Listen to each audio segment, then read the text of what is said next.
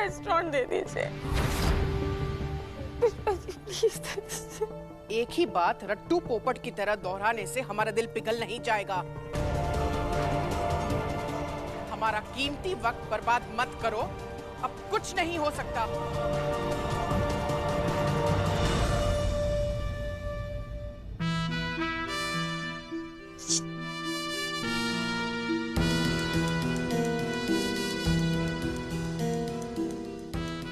अपनी घिनौनी आंखों को चश्मे के पर्दे से ढक ले। तेरे नापाक इरादे खुद ही मार रहे हैं अखियों से।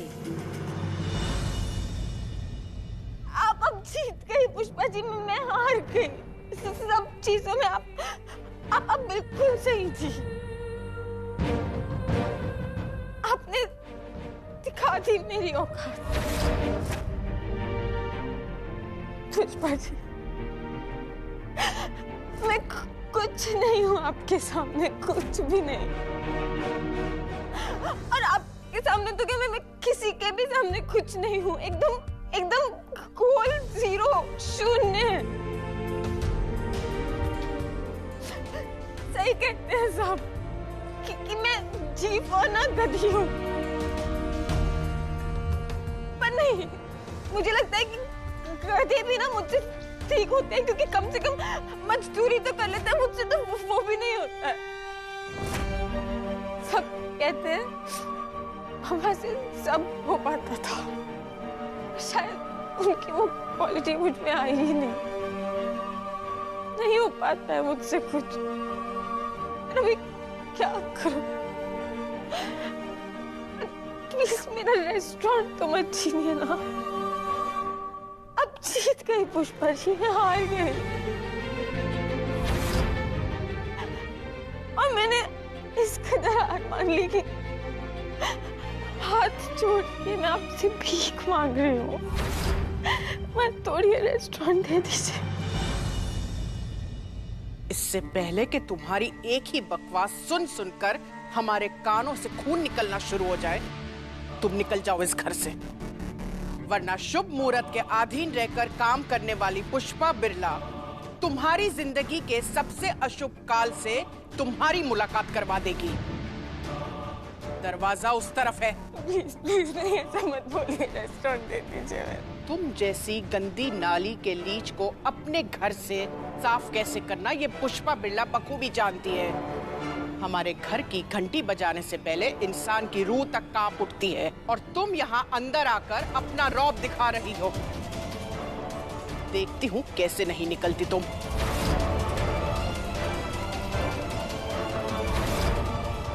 पुष्पा जी प्लीज।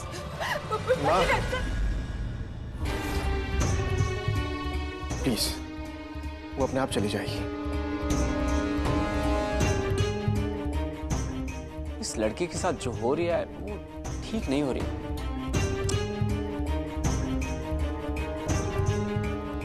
रुको पुष्पा,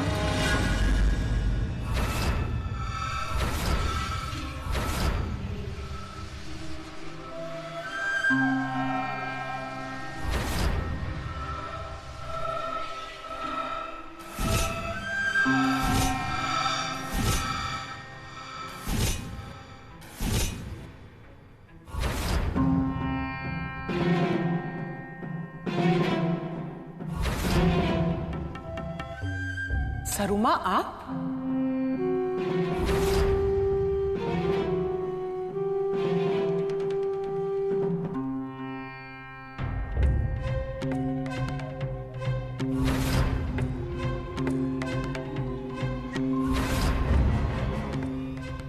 किसने कहा था सबके सामने मुंह फाड़ फाड़ के हंसने को? थोड़ा कंट्रोल नहीं कर सकती थी? मैं तो बस आपकी हेल्प करने आई थी।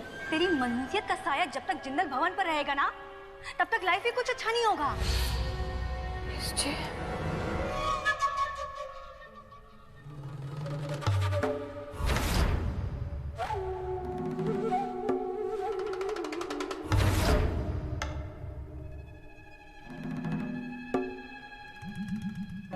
आशीर्वाद दीजिए माँ। सरू माँ की जय, सरू माँ की जय, सरू माँ की जय। आज तो साक्षात माँ घर चल कर आई है। जय हो जय हो जय हो। भक्तजनों, तुम सबके जीवन में कल्याण हो। माँ का आशीर्वाद तुम्हारे साथ है, तो बोलो जय हो जय हो जय हो जय हो जय हो। सोना, जल्दी जाकर आरती का थाल और गंगा जल लेकर आओ, जो माँ के आगमन के लिए खास रखा है।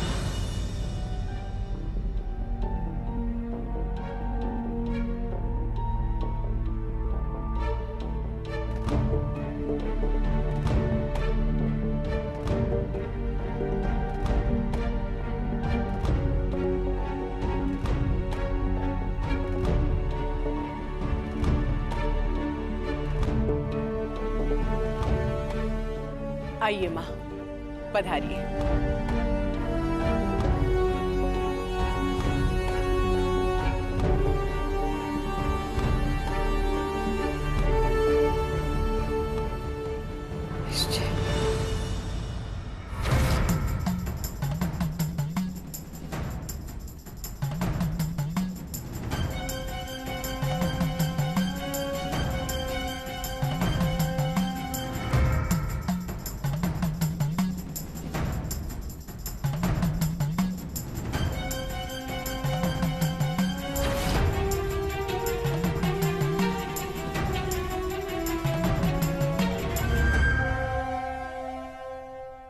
मुझे उम्मीद है माँ ने जो कहा तुम उसका पालन करोगी। सरू माँ, आपकी आज्ञा के पालन से ही तो हमारे परिवार का पालन पोषण चल रहा है। पिछले 3 सालों में कभी ना की है, जो आज करेंगे। एसजे सरू माँ बन गई। दिमाग खराब है तेरा लड़की। नजरें नीचे कर इज्जत से बात करो, नहीं तो उनकी एक नजर से भस्म हो जाओगी तुम। पुष्पा, गुस्से पर काबू रखो।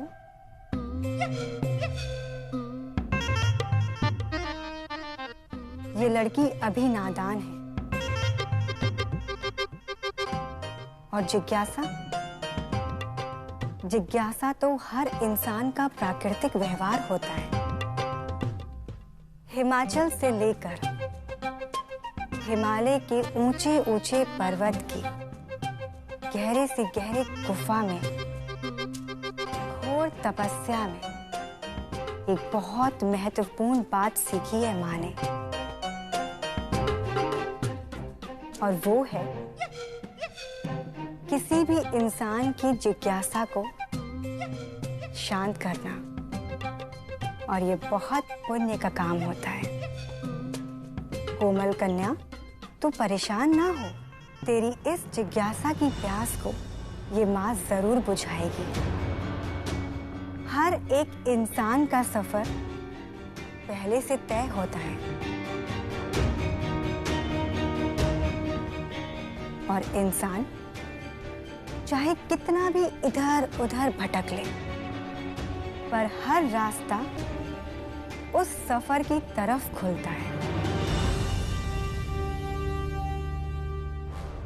10 साल पहले तूने माँ और पुष्पा के साथ दुर्व्यवहार किया था। छोटी इलायची की कसम, ये रेस्टोरेंट एसजे का नहीं, हमारा है। और माँ की सच्चाई जाने बिना तूने माँ को घर से वंचित कर दिया।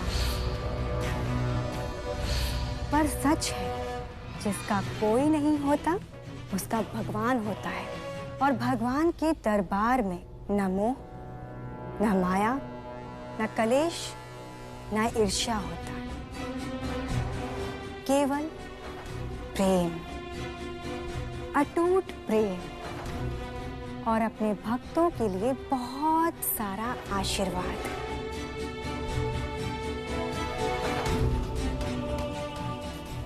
भूख, सर्दी, बरसात, गरीबी, इन सब चीज ने माँ को कमजोर बनाने के बजाय एक अनोखी शक्ति प्रदान की। शायद ये हमारे भगवान का इशारा था, शायद ये हमारे सफर का बुलावा था।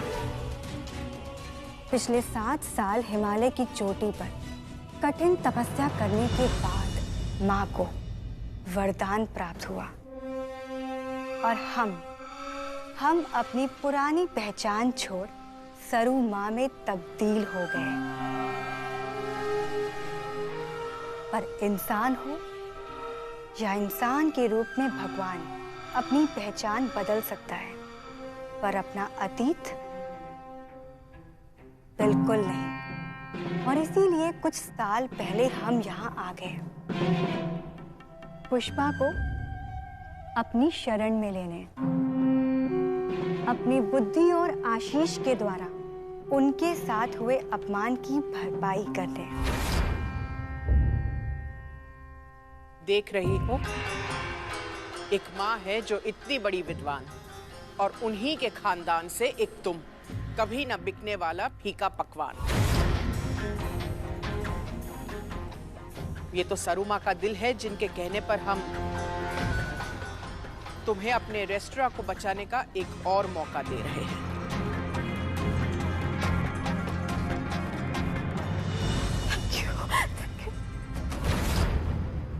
क्या करना होगा मुझे बताइए, मैं कुछ भी करूंगी। ऊंचे दर्जे के रसोइये की बेटी हो ना तो खाने में महारत हासिल है तुम्हें, तो तुम्हारी कला प्रदर्शन करने का मुहूर्त अब आ चुका है छोटी गुड्डन। अगस्त्य की शादी में केटरिंग की सारी जिम्मेदारी तुम्हारी।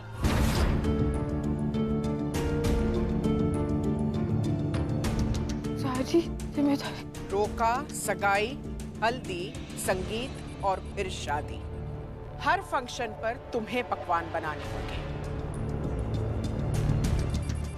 और तैयारी ऐसी होनी चाहिए कि बिरला खानदान का सिर्फ इंदौर में नहीं, पूरे देश में नाम रोशन हो जाए। पैसा खुला मिलेगा, जितना बहाने का दम रखती हो बहा लेना, किसी चीज की कमी नहीं होगी तुम्हें। और स्वाद ऐसा होना चाहिए कि सालों बाद भी अगर अगस्त्य बिरला की शादी को कोई याद करे तो लोगों के मुंह में पानी आ जाए।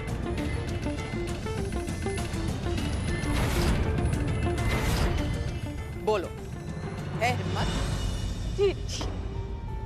और एक बात, तुम्हारी माँ गलतियों की दुकान कहलाती थी और तुम उन्हीं की बेटी हो। अगर उस दुकान का शटर हमारे चीकू के एक भी फंक्शन में खुल गया तो जिंदगी भर के लिए तुम्हारे रेस्टोरेंट पर ताला लगा देंगे। तुम्हारे बाप का हुनर देखना चाहते हैं हम, तुम्हारी माँ का अनाड़ीपन नहीं। जी।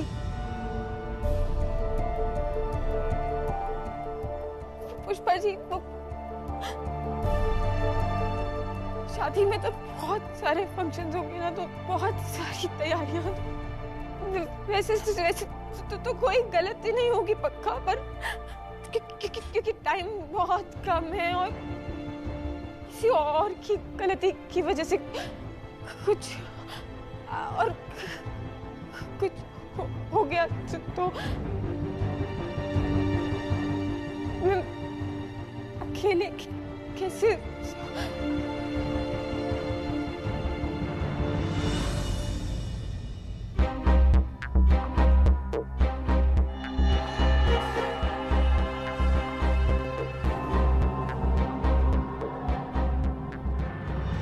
ठीक है, तुम्हें एक लाइफलाइन मिलेगी। 2 गलती माफ और एक हुई तो पत्ता साफ।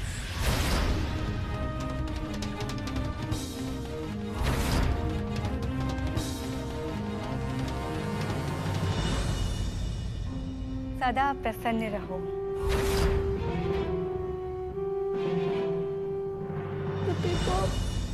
छोटी चश्मे की हेल्प करो ना। माँ, आप क्या ये बचकाने चैलेंजेस में उलझ रही हैं? इन सबकी जरूरत क्या है? जरूरत है अगस्त्य, हमारी खुद की जरूरत है। और तुम्हारी जरूरत सिर्फ हमारी हाँ में हाँ मिलाना है। तो बोलो गुड्डन, मंजूर है? और कोई ऑप्शन नहीं है ना? मंजूर है। मैं करूंगी। बिना पसीने छोड़े एक फैसला नहीं ले सकती तुम। रेस्टोरेंट की बात करती हो।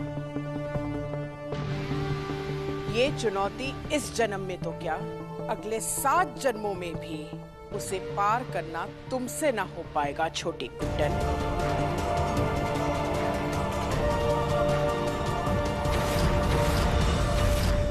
कॉन्फिडेंस में कभी ऊपर कभी नीचे तो चलता है ना पुष्पा जी, पर मौका तो मौका है, और इस मौके पर चौका मारना गुड्डन से हो पाएगा।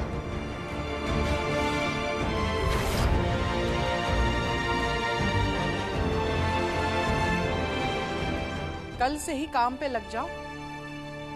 हो सकता है तुम्हारी इस निठल्ली कला को प्रदर्शित करने का ये आखिरी मौका हो।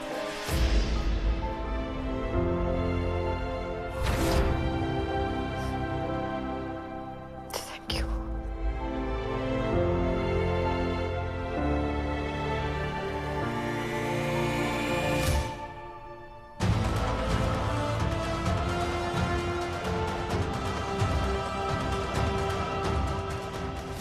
माँ का आशीर्वाद तुम्हारे साथ है।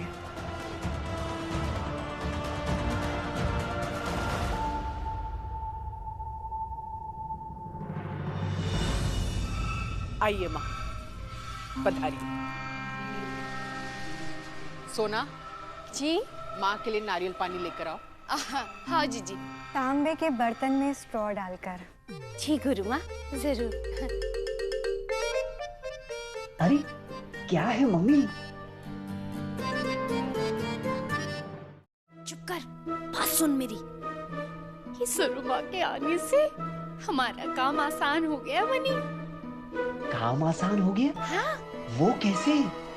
अरे कल से जो गुड्डन हमारे घर में काम करने आएगी, जितू ने भोला भंडारी बनके उसकी मदद करनी है। जितना करीब तू उसके जाएगा, उतना ही उसका घर बार जायदाद सब और सब कुछ ठीक रहा ना मनिया, तो रेस्टोरेंट भी हमारे करीब आ जाएगा और हम लोग करोड़पति बन जाएंगे मम्मी। करोड़पति तो बन ही जाएंगे, लेकिन वो जो ग नाम की गधी है ना, हमारे पैर तले दबी कुचली पूरी जिंदगी काट लेगी। है भाड़ में जाए जिज्जी का कैश। मनी अपनी तो ऐश ही ऐश। पर मम्मी, अगर उस गुड्डन से बोतल फूट गई तो, मेरा मतलब है उससे कोई गलती हो गई तो फिर क्या होगा? अरे पागल, तेरा दिमाग का है? उससे गलती तो होनी ही है, क्योंकि वो गुड्डन है, समझ रहे हैं? लेकिन हमने उसकी गलती को छुपाना है। हाँ मम्मी, सब समझ रहा हूँ। शादी होगी बड़े भैया की, पर लव स्टोरी चलेगी मेरी। मेरा मनी। क्या मतलब अपना पलड़ा भारी रखने के लिए कोई भी शर्त रखेंगी वो? और छोटी तो मान कैसे गई? मैं क्या करती डीजे मैम, मुझे फोन करती। पर इतना टाइम भी तो नहीं था, और उन्होंने बोला कि यही आखिरी ऑप्शन है, यही आखिरी चॉइस है अपना रेस्टोरेंट पर जाने की। अच्छी बात है, पहले धोखे से मजबूर करो और फिर उसी मजबूरी का फायदा उठाओ। ये पुष्पा भी ना, ये नई नई चालें, नई नई तरकीबें सीखती कहाँ से? वही ना है ना उनकी वो गुरु सरू माँ, वही सिखाती है उन्हें, उन्हीं के कहने पर करती है सब। एक मिनट, क्या कहा तूने? गुरु नहीं, गुरु की बात क्या कहा? वो नेकी मानती है, वो सारी बात वही समझाती है उन्हें सब। सरू माँ प्रकट हो चुकी है।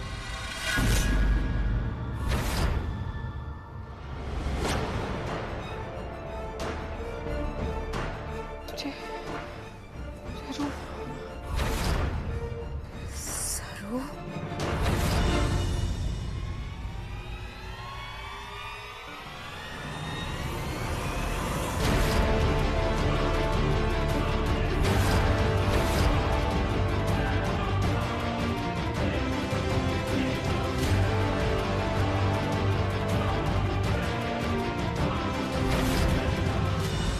भक्तजनों,